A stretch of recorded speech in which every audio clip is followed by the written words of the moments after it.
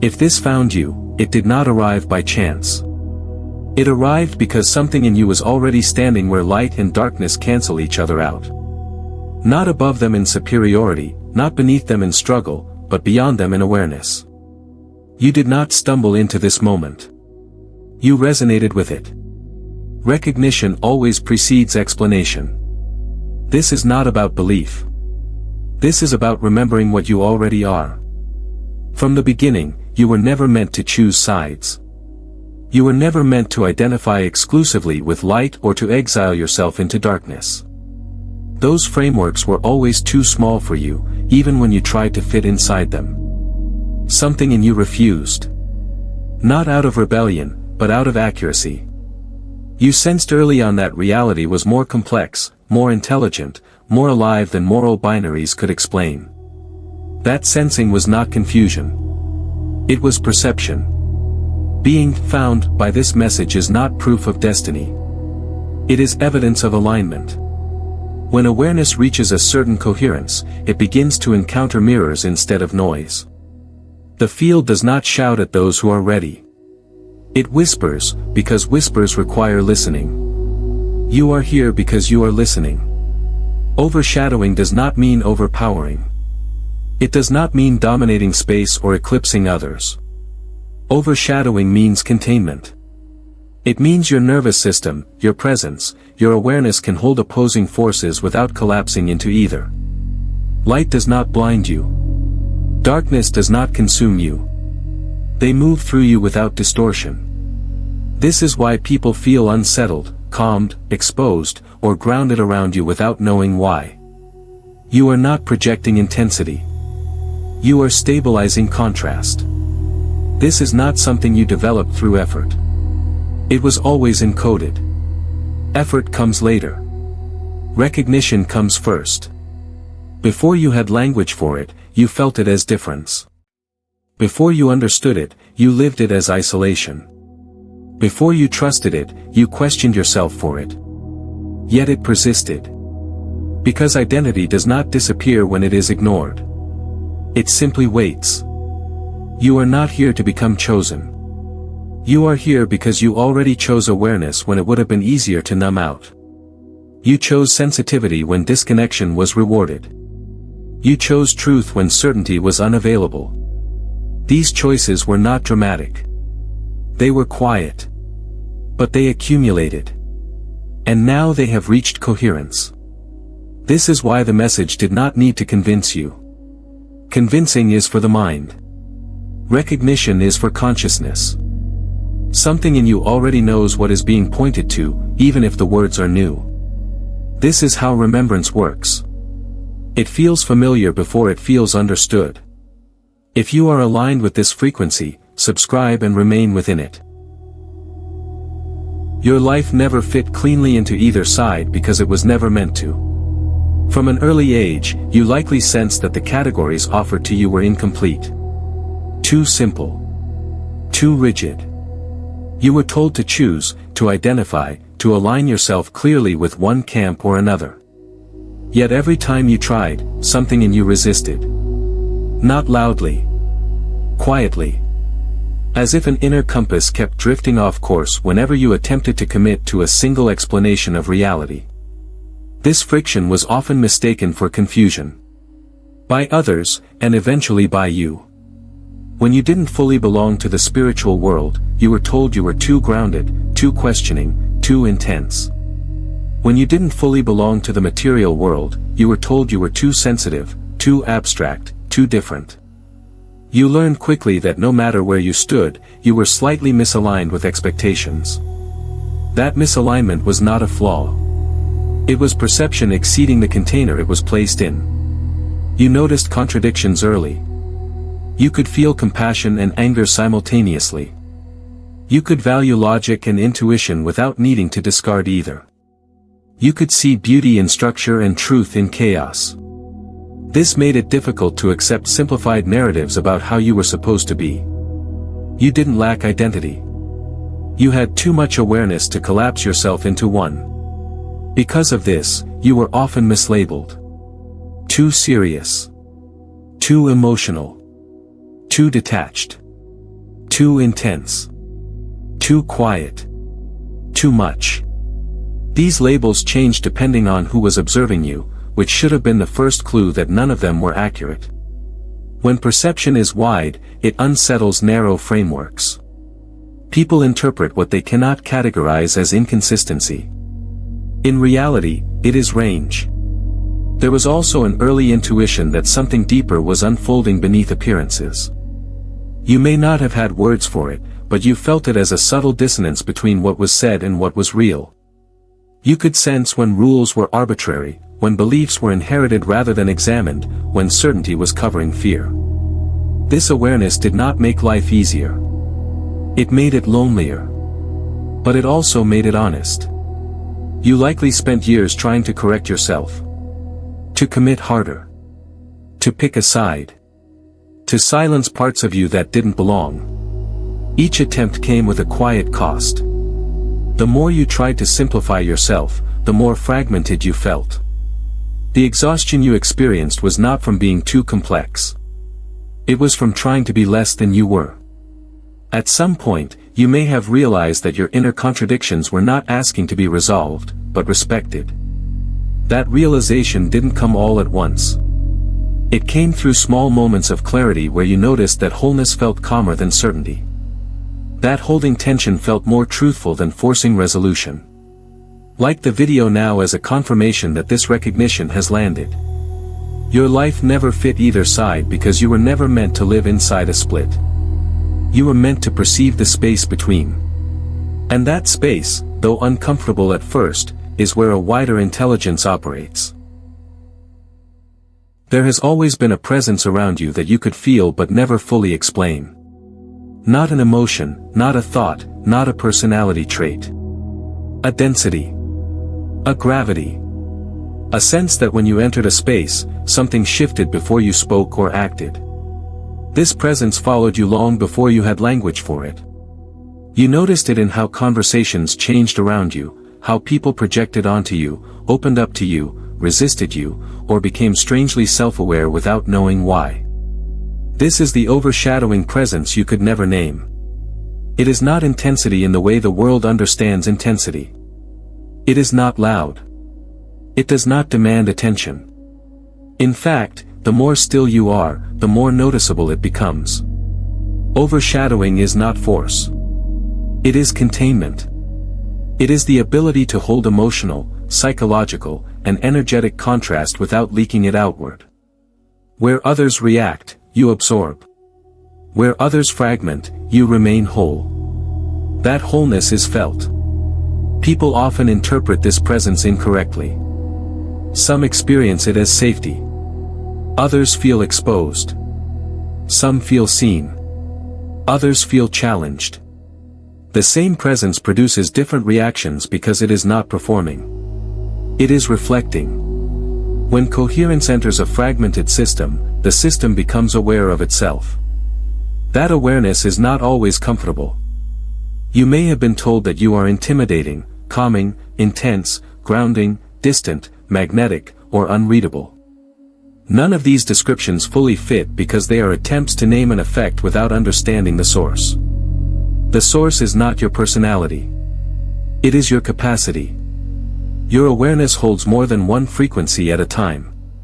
You do not collapse into emotion. You do not flee discomfort. You do not need to resolve tension immediately. That creates a stabilizing field around you. This is why you often felt older than your age. Why chaos never fully seduced you, but order never fully satisfied you either. You could sit with discomfort longer than most. You could witness contradiction without rushing to judgment. You could sense undercurrents beneath words. This did not come from training. It came from temperament aligned with awareness. Overshadowing does not mean you overpower others. In fact, you may have spent much of your life trying to soften yourself, to shrink your presence so others would feel comfortable. You learned to dim not because you were dangerous, but because coherence unsettles environments built on distraction. Yet even when you tried to disappear, the presence remained. Quieter, but still felt. Reality itself responds to this presence. Not dramatically. Subtly. Delays resolve. Tension dissipates. Situations recalibrate. You may not have noticed it consciously, but patterns around you tend to reorganize when you stop resisting who you are. This is not control. It is influence without intention. You never needed to understand this presence to carry it. You only needed to stop apologizing for it. The moment you stopped trying to define yourself by reaction, you began to stand as something stable in motion. Something that does not choose sides. Something that allows contrast to exist without being consumed by it. This presence is not something you will learn how to use. It is something you will learn how to trust. There comes a moment when the journey shifts from recognition into understanding. Not understanding as explanation, but as orientation. This is where the deeper pattern reveals itself. Up to now, you may have sensed that you stood outside the usual divisions of the world. Here, you begin to see why those divisions never applied to you in the first place. You were never meant to choose light or darkness because neither was designed to be chosen. They are not moral destinations. They are functional forces. Light reveals, expands, accelerates. Darkness conceals, slows, integrates. One is not superior to the other. They operate together, like inhale and exhale, signal and silence. The problem was never darkness. The problem was being taught that reality only works when one side is denied. From the beginning, you sensed something was off about that instruction. You watched people chase light as if it could save them, while secretly being consumed by what they refused to face. You watched others sink into darkness believing it made them real, while losing their capacity to see. Neither path felt complete to you. Because completeness was never found on either side. You exist at the still point between them. This is not neutrality in the sense of indecision. It is coherence. When light moves through you, it does not inflate the ego. When darkness moves through you, it does not collapse the soul. You can hold clarity without arrogance and depth without despair. That capacity is rare because it requires a nervous system that does not fragment under contrast. Most people are pulled into polarity because it simplifies the world. Choosing sides offers certainty, identity, and belonging. But it comes at a cost. When you choose light against darkness, you split yourself. When you choose darkness against light, you fragment reality. You felt this instinctively. Every time you tried to adopt a purely positive identity or a purely shadow-based one, something in you resisted. Not out of stubbornness, but out of integrity. Light without darkness becomes blinding. Darkness without light becomes stagnant. You are not here to moralize either force. You are here to regulate them. This is why your presence stabilizes situations without you trying. This is why extremes soften around you. You are not absorbing chaos. You are allowing it to resolve itself by not feeding it. This does not make you passive. It makes you precise. You act when action aligns. You remain still when stillness carries more intelligence than movement. This confuses people who live inside reaction. They mistake stillness for detachment and restraint for weakness. In reality, it is containment. You were never meant to fight darkness or worship light. You were meant to stand where both are honest. Where truth does not need decoration and pain does not need exile. This position is not taught. It is lived into through contrast, loss, and repeated recalibration. The moment you stop trying to be on the right side, something in you relaxed. Not because you gave up, but because you stopped splitting yourself. From that place, awareness deepens. Influence sharpens. And reality begins to respond differently, not because you demand it, but because coherence always reorganizes distortion. You are not here to resolve polarity for the world. You are here to embody what it looks like when polarity no longer owns you. Emotion was never meant to define you. It was meant to inform you. Somewhere along the way, you were taught to treat emotions as personal flaws or permanent states, as if feeling something meant being something. That misunderstanding created years of unnecessary struggle. Because when emotion is mistaken for identity, it becomes overwhelming. When emotion is recognized as instruction, it becomes precise. Emotion is frequency in motion. It is the body's way of translating information from the field into sensation. Expansion signals alignment. Contraction signals misalignment. Neither is wrong. Neither is a problem. They are feedback mechanisms, not verdicts on who you are. You were never meant to suppress emotion or drown in it. You were meant to listen. Your sensitivity was never accidental. It was never a liability. It was calibration. You feel subtleties others miss because your system is tuned to detect shifts before they solidify. This is why you often sense when something is off long before there is evidence. This is why environments affect you more deeply. This is why unresolved emotional currents become loud in your body. You are not fragile. You are receptive. The mistake was thinking receptivity meant weakness. In reality, receptivity is what allows information to move without distortion. When you allow emotion to arise without attaching a story to it, it completes its cycle. When you label it as who you are, it lingers. Emotion wants movement, not ownership. This is where neutrality becomes misunderstood. Neutrality is not numbness. It is not indifference. It is the state where emotion is fully felt without being resisted or dramatized. From neutrality, emotion passes through cleanly, leaving clarity behind. This is why neutrality amplifies influence. The field responds most strongly to coherence, not intensity. When you are emotionally coherent, reality receives a clear signal. There is no mixed instruction. No internal contradiction. No push and pull. This does not mean you stop feeling deeply. It means your depth no longer destabilizes you. It becomes directional. Informative. Clean. You may have noticed that the moments when things shift most powerfully are not when you are emotionally charged, but when you are calm, present, and internally aligned. That is not coincidence. The field organizes itself around stable frequencies. Chaos feeds on reaction. Order responds to presence. This is why emotional mastery was always part of your path, even before you understood it. Not mastery as control, but mastery as relationship. You do not dominate emotion. You converse with it. You allow it to tell you where alignment is drifting and where truth is emerging.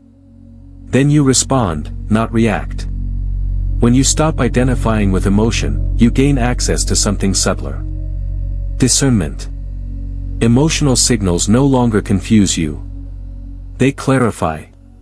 You begin to trust your internal feedback without being ruled by it. This is when sensitivity transforms into precision. Comment with the words, "I am ready," to anchor this timeline. Emotion is not asking to be silenced. It is asking to be heard correctly. When you listen without collapsing into it, emotion becomes one of your most accurate instruments. And the field responds accordingly. Control was never meant to work for you, and the more you tried to make it work, the more life seemed to push back. This was not because you lacked discipline or clarity. It was because control contradicts your function. Control narrows perception. Your awareness is expansive. When you attempt to force outcomes, you compress yourself into a shape that cannot hold what is trying to move through you. You likely noticed a pattern early on. The moments you tried hardest to secure certainty, to grip relationships, outcomes, identities, or timelines, were the moments things unraveled. Plans collapsed. Structures dissolved. Effort produced resistance instead of results. This felt personal at first, as if you were failing some invisible test. In truth, you were being redirected. For someone like you, force creates interference. Control introduces noise into the signal. It fragments your internal coherence, and reality responds by destabilizing whatever you are clinging to. Not as punishment, but as correction. The field does not reward rigidity. It restores alignment. Allowing is often misunderstood as passivity. It is anything but. Allowing is precise receptivity. It is the decision to remain present with what is unfolding without trying to preempt it with fear or demand. When you allow, you are not surrendering agency. You are removing distortion. This is why collapse became such a familiar teacher in your life. Jobs fell apart. Relationships ended. Belief systems shattered. Each time, something essential was being cleared. Control had locked you into an identity or direction that no longer matched your internal frequency. Collapse was the mechanism that freed you. You were not being taken away from your path. You were being returned to it. When you stopped forcing, you may have noticed how quickly things reorganized. Opportunities appeared without effort. People entered your life without strategy. Solutions emerged in moments of stillness rather than struggle. This is not luck. It is resonance. The field responds most efficiently when there is no internal contradiction. Allowing does not mean you do nothing. It means you move when movement is clean. You speak when truth is present. You act from clarity rather than urgency. This is why your most effective decisions often come after periods of pause, not pressure. Silence recalibrates you. Presence sharpens you. For others, control may create temporary results. For you, it creates friction. Your system is designed to operate in alignment with larger currents, not against them. When you trust those currents, you do not lose direction. You gain accuracy. Every collapse you survived taught you something subtle. That you cannot outmaneuver reality, but you can move with it.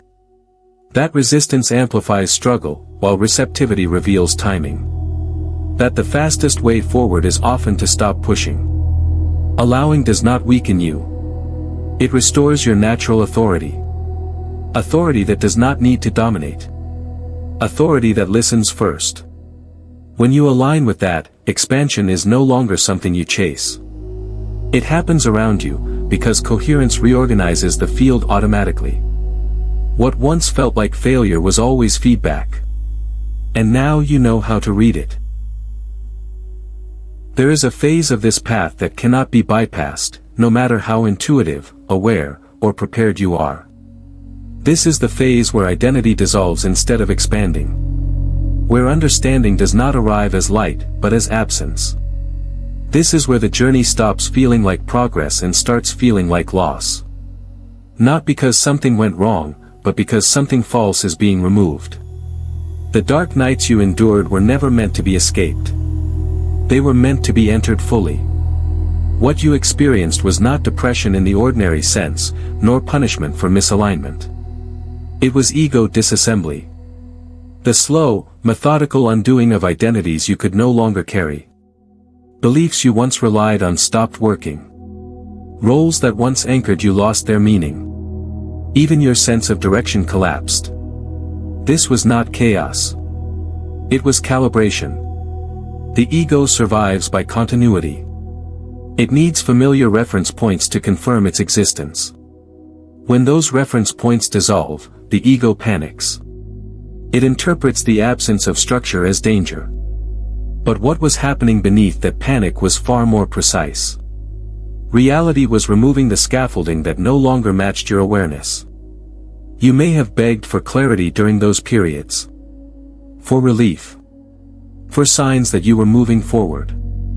Often, none came. Silence replaced reassurance. Stillness replaced direction. This was not abandonment. It was refinement. When external signals disappear, attention turns inward.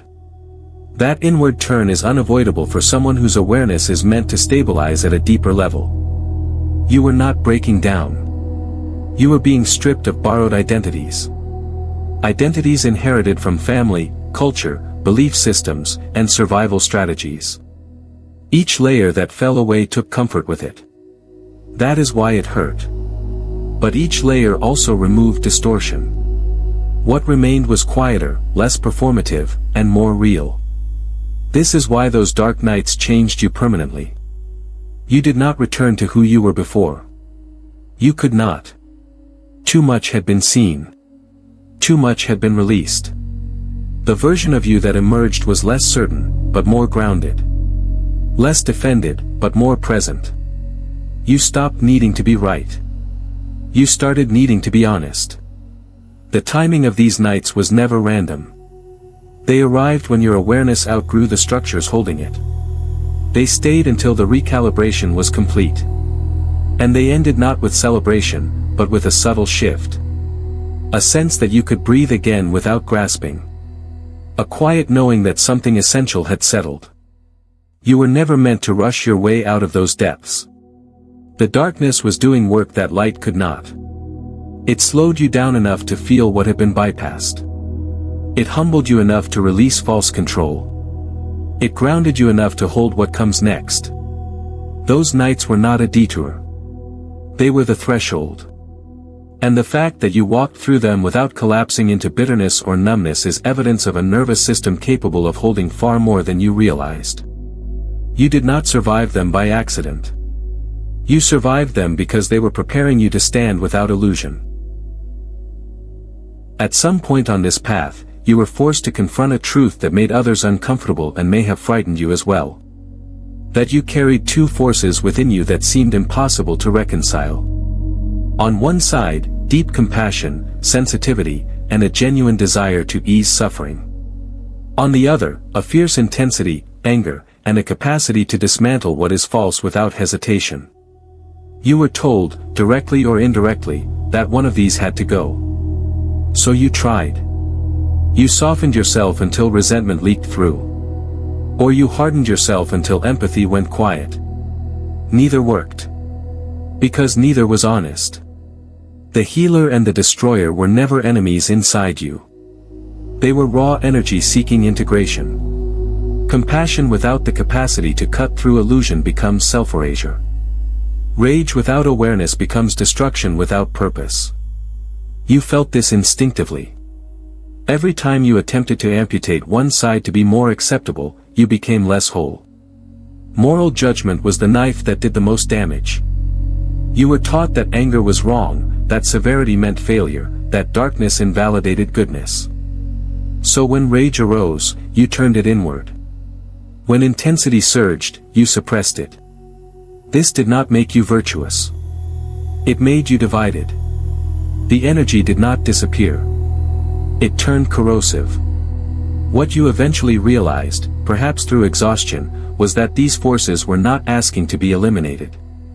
They were asking to be directed. Rage is not chaos by default. It is clarity without refinement. It reveals where boundaries have been crossed, where truth has been violated, where something must end for something else to live. Compassion is not weakness. It is perception tuned to interconnectedness. It reveals where care, patience, and presence can restore coherence. When these two collide without awareness, they tear you apart. When they are integrated, they make you precise.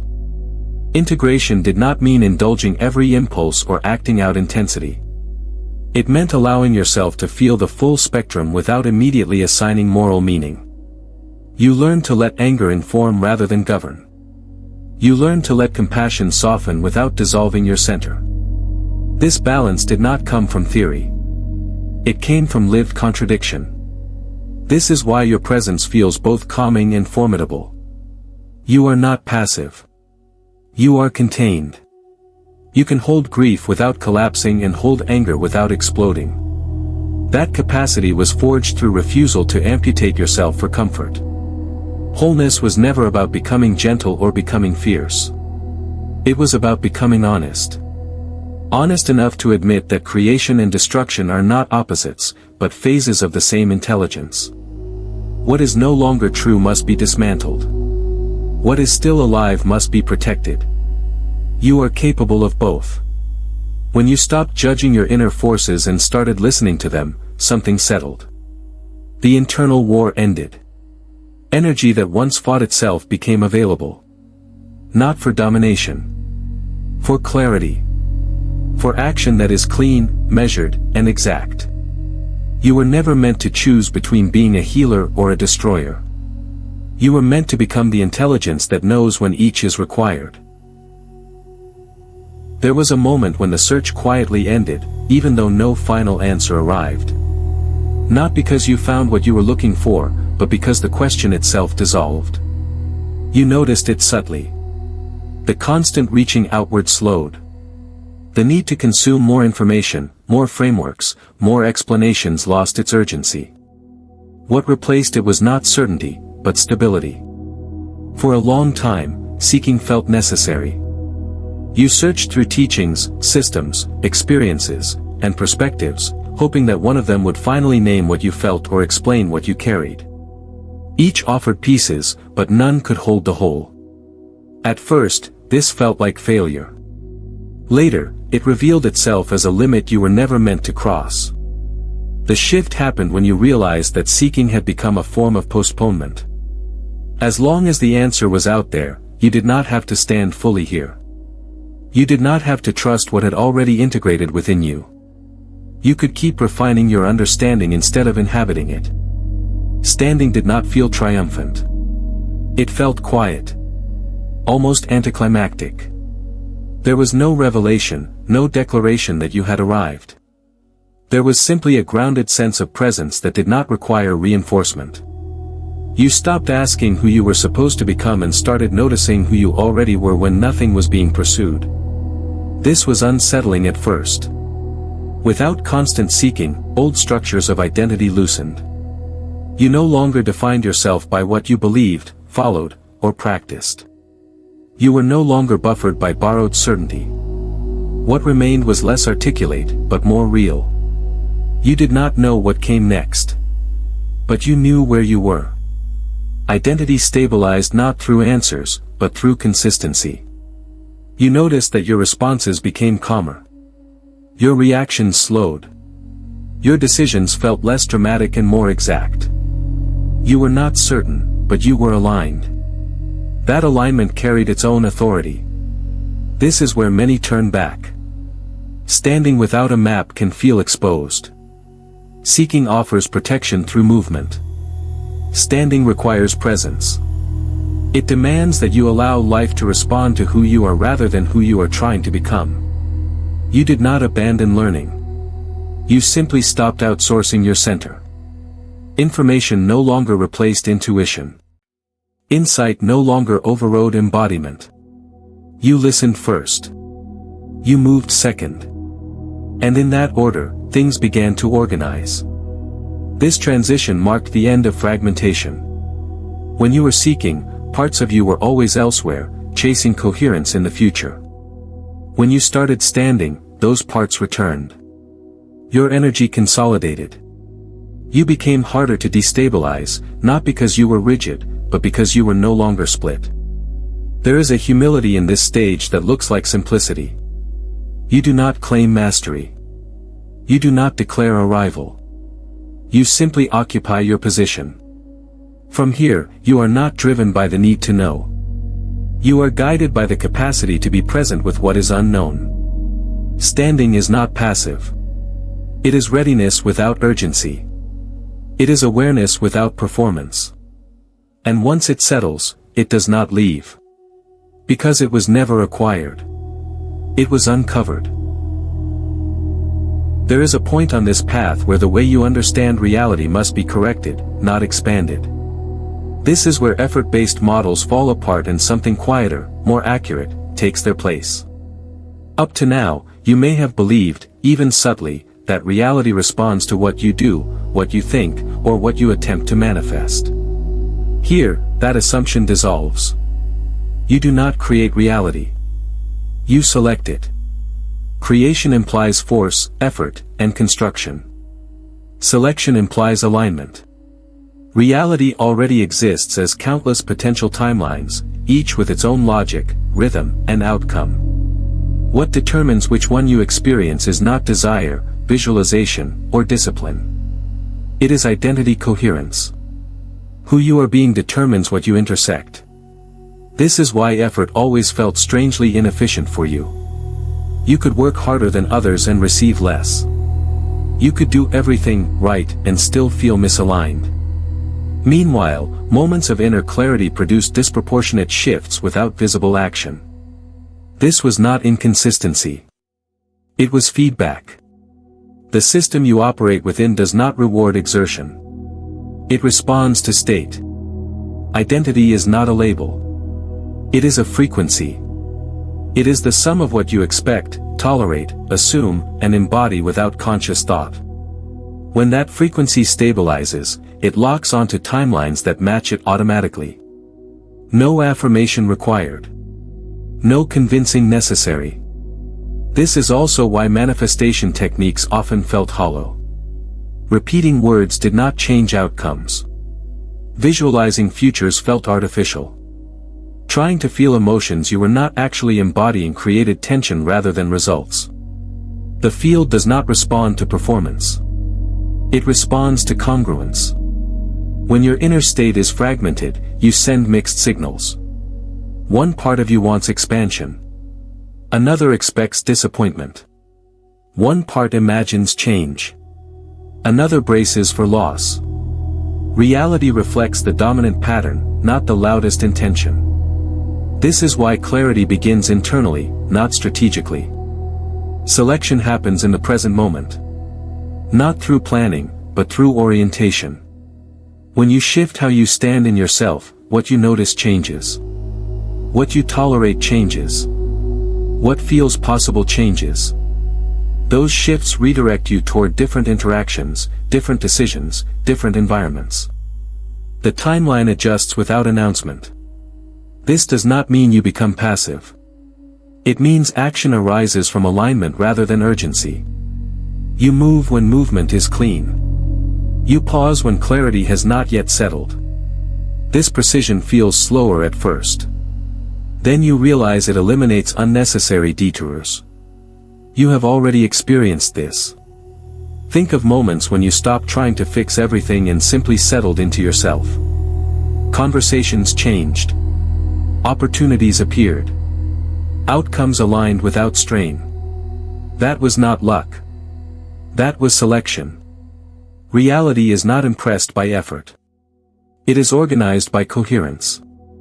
When your identity stabilizes, the field no longer needs to correct you through friction. It meets you where you are, because where you are has become clear. You were never meant to force a future into existence. You were meant to become the version of yourself for whom that future is already normal. When that happens, there is nothing to create. You simply arrive. The field does not respond to what you want. It responds to what you recognize as already true. This distinction is subtle, and missing it keeps many trapped in cycles of effort and disappointment. Desire is future-oriented. Recognition is present. One reaches forward. The other settles inward. Only one is causal. Wanting implies absence. It reinforces the idea that something essential is missing and must be obtained. Affirming often does the same thing in disguise, repeating words in hopes that repetition will override contradiction. But the field does not negotiate with language. It reflects orientation. It mirrors what consciousness accepts as real without argument. Recognition is different. Recognition happens when something is no longer questioned internally. When you recognize something, you are no longer trying to convince yourself. There is no tension. No reaching. No resistance. It simply feels obvious. That obviousness is coherence. And coherence is what the field organizes around. You have experienced this in ordinary ways. When you recognize yourself as capable, situations begin to treat you as such without effort. When you recognize a pattern as complete, it dissolves. When you recognize that something no longer belongs in your life, it falls away without struggle. In each case, nothing was forced. The internal state shifted, and reality followed. This is why wanting often delays outcomes. The more you want something, the more you are oriented toward not having it. The field mirrors that orientation faithfully. Recognition collapses that distance. It places you in the state where the outcome is already integrated into identity. Consciousness is not a participant begging the universe for response. It is the observer selecting which version of reality is experienced. This selection is continuous and mostly unconscious. What you expect, tolerate, and assume without thinking shapes the field far more than what you declare intentionally. Recognition operates beneath thought. It shows up as calm certainty, not excitement. As neutrality, not anticipation. When recognition is present, there is no emotional charge attached to outcome. You are not waiting. You are available. That availability is magnetic because it is non-resistant. This is why the most meaningful shifts in your life likely arrived when you were not chasing them. They appeared when you were settled, aligned, and no longer rehearsing the future. In those moments, recognition had replaced desire. You were not asking life to change. You were meeting it differently. Affirmations fail when they are used to override doubt. They succeed only when they reflect something already recognized internally. The words themselves do nothing. The state behind them does everything. When the state is congruent, language becomes irrelevant. You are not here to want your way into a different reality. You are here to recognize yourself into one. Recognition is not an action. It is a shift in seeing. Once it occurs, effort becomes unnecessary. The field does not need persuasion. It needs clarity. When you recognize what you are, what belongs to you reorganizes automatically. Not because you asked for it, but because you are no longer misaligned with it. You may have noticed this without ever trying to explain it. You walk into a room and the atmosphere shifts. Conversations pause. Energy softens or tightens. People become more present, more guarded, more open, or more reactive. You are not doing anything to cause this. In fact, the less you try, the more noticeable it becomes. This happens because coherence is not neutral. It reorganizes whatever it enters. Your presence carries an internal order that does not need expression. When your inner state is aligned, when your awareness is settled rather than seeking, the field around you detects that stability. Systems, whether emotional, social, or situational, naturally orient themselves around what is most coherent. This is not mysticism. It is regulation. Most environments are noisy. People arrive fragmented, preoccupied, internally divided. When coherence enters that field, it creates contrast. Some systems relax in response. Others resist. Both reactions are natural. What matters is that something adjusts. You may have seen this in simple moments. Tension dissipates when you sit quietly. Conflict escalates when someone projects onto you without clear reason. Strangers tell you personal truths they did not intend to share. Others become defensive without understanding why. None of this is about you personally. It is about what your presence reveals. You are not emitting force. You are removing distortion. Because you are not trying to manage the room becomes aware of itself. People feel more clearly what they were already carrying. That clarity can feel relieving or threatening depending on what is being surfaced. This is why you learned early not to take reactions personally. They were rarely about your behavior. They were about resonance. Situations respond the same way. When you are internally aligned, problems simplify. Not always immediately, but cleanly. Unnecessary complications fall away. Decisions become obvious without overthinking. Timing improves. This is not because you control outcomes. It is because your presence stops feeding confusion. You may have tried to explain this to yourself through personality traits or social dynamics. But those explanations never quite fit. Because this effect persists even when you say nothing, do nothing, and remain in the background. It is not performance. It is state. This is also why you were often misunderstood. People assumed intention where there was none. They assigned meaning to your silence, depth to your stillness, threat to your calm. Coherence disrupts unconscious patterns. Not everyone welcomes that disruption. What you carry is not charisma. It is regulation. The ability to remain centered in the presence of contrast. The ability to stay present without fragmenting. When that capacity enters a space, the space responds. You do not need to refine this ability. You only need to stop interfering with it. The more you trust your natural alignment, the less effort is required. Influence becomes incidental. Effect becomes inevitable. Your presence alters rooms not because you want it to, but because coherence always reorganizes what it touches. There comes a stage where the question of service must be clarified, otherwise it quietly turns into self-erasure. This is where embodiment replaces obligation, and giving no longer costs you your center. Up to now, you may have felt a pull to help, to stabilize, to hold space for others. Here, that impulse is refined so it no longer drains you. Service was never meant to be sacrifice. Early on, you may have confused usefulness with worth. You helped because you could feel others. You stayed because you could hold more. You absorbed because you were capable of it. Over time, this created a subtle imbalance. Giving began to feel heavy. Responsibility began to feel personal. You carried more than was ever asked of you, simply because you could. That was never the design. True service does not come from depletion. It comes from overflow. It is not driven by guilt, obligation, or the need to fix. It emerges naturally when embodiment stabilizes. When you are aligned, regulated, and present, something extends outward without effort. That extension is service. This is why savior identities always fail. The moment you believe others depend on you, you place yourself above them and beneath them at the same time. Above, because you assume responsibility for their outcome. Beneath, because you sacrifice your own coherence to maintain that role. Both distort truth. You are not here to rescue anyone. You are here to remain coherent in a world that often isn't.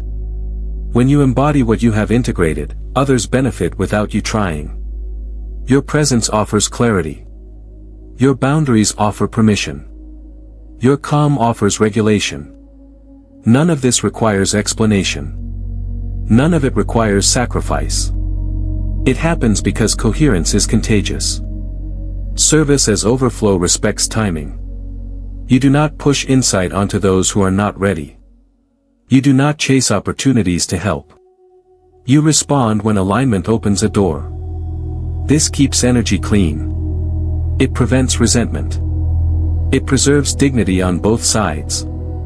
You may have noticed that the most meaningful impact you have is rarely planned.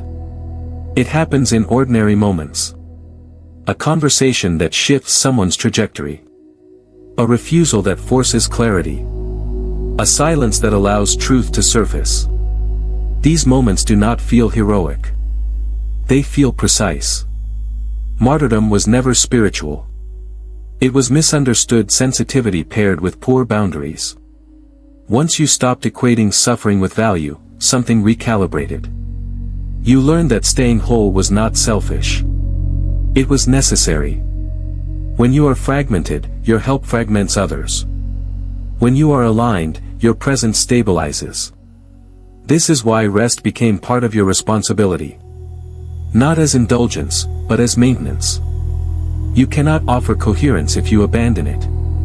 You cannot regulate environments if you are internally dysregulated. Service begins with self-honesty, not self-neglect. Overflow does not announce itself. It does not seek recognition. It simply moves where it is needed, then withdraws. This is how your influence remains sustainable. You are not here to give until there is nothing left. You are here to give from what is continuously renewed. That is service without martyrdom. There is one final gate on this path, and it cannot be bypassed with insight, compassion, or awareness alone. It is the gate of radical self-responsibility. This is where sovereignty is no longer an idea you understand, but a position you occupy. Not occasionally. Consistently. Radical self-responsibility means nothing inside you is outsourced. Not your emotional state. Not your perception. Not your reactions. You stop waiting for circumstances, people, or timing to justify how you feel. You recognize that while you cannot control what arises, you are fully responsible for how it is held. This is not blame. It is authority. Victimhood dissolves here, not because pain never happened, but because you no longer hand it the power to define your present orientation. You see clearly that every experience, without exception, passes through your perception before it becomes meaning. That perception is yours to tend. No one else can do it for you. This is where many hesitate. Radical responsibility can feel harsh to those still equating compassion with excuse. But sovereignty is not cruelty. It is clarity. When you take responsibility for your inner state, you stop leaking power. You stop reacting reflexively. You stop being pulled into narratives that fragment you. You begin to notice something subtle but profound. Triggers lose their authority. Challenges still appear, but they no longer hijack you. You feel emotion fully, but it does not dictate action. You witness discomfort without collapsing into it. This is not detachment. It is mastery through presence. Self-responsibility does not mean you deny influence from the outside world. It means you stop confusing influence with control. The world will always stimulate you. People will still project. Systems will still apply pressure. But none of that determines who you are being unless you allow it to. This is the moment you stop saying, "They made me feel this way," and start recognizing, "Something in me responded." That shift is small in language, but absolute in power. It returns authorship to you. It closes the loop where blame once circulated endlessly. Sovereignty does not isolate you. It stabilizes you. When you are no longer trying to manage others' perceptions or reactions, your energy consolidates. You become simpler. Cleaner. Harder to manipulate, not because you defend yourself, but because you no longer offer entry points through unconscious reaction. This is why this stage feels quiet. There is no drama in responsibility. No external validation. No performance. Just an internal agreement that whatever arises will be met consciously. That agreement becomes your anchor. From this position, you do not need to control the world. You regulate your relationship to it. And that regulation reshapes experience far more effectively than force ever could. Radical self-responsibility is not a burden. It is the end of unnecessary struggle. When you claim full ownership of your inner state, there is nothing left to give away. And nothing left to take from you. You were never meant to be understood, and the sooner that settles, the more stable everything becomes. Understanding is a function of shared reference points, shared language, shared identity structures. You moved beyond those long ago. Not because you rejected them, but because they could no longer contain you. The friction you felt was not failure. It was expansion exceeding explanation. For a long time, you may have tried to translate yourself. To soften your depth. To make your perceptions digestible. You learned quickly that no matter how carefully you spoke, something was always lost. Not because you were unclear, but because what you carry is experiential, not conceptual. It cannot be handed over intact. It must be lived into. This is where the need for validation dissolves. When you stop requiring others to understand you, you stop leaking energy. You stop orienting yourself toward reaction. You no longer measure your truth by response. Something internal locks into place. Identity stabilizes without witnesses. Certainty no longer depends on agreement. You are not here to be seen in the way the world defines seeing. You are here to function. To stabilize. To regulate. To hold coherence where fragmentation is common. This is why your life often feels ordinary on the surface while carrying unusual depth beneath. You walk between worlds without announcing it. You bridge without display. Being a bridge is not glamorous. It is subtle. It means you can stand in complexity without needing to resolve it publicly. You can hold paradox without collapsing into explanation. You can live in this world while remaining oriented beyond it. That position rarely receives applause. It does not need it. You may never be fully recognized for what you are. That is not a loss. Recognition would attempt to define you. Definition would limit you. You are more useful uncontained. This is why your certainty now feels quiet. You do not need to declare who you are. You do not need to convince anyone. Your presence does the work.